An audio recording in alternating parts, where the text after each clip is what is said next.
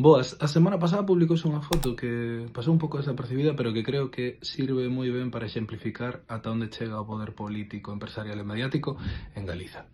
Estes son o presidente da Xunta, Alfonso Rueda, do Partido Popular, o alcalde de Vigo, Abel Caballero, do PSOE, e María Borrás, a presidenta do Círculo de Empresarios de Galicia.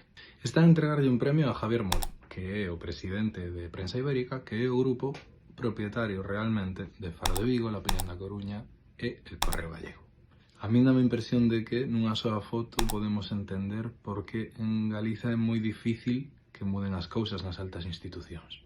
Explícome. Ademais de ser fillo de un famoso militar franquista e marido de Aranza Sarasola, que seguro que che soa esta familia bastante, Javier Mole o responsable último editorial do que se publica nestas tres cabeceiras, en as que dificilmente vas a topar unha información crítica co Partido Popular no seu feudo da Xunta ou co Partido Socialista, neste caso no seu feudo de Vigo.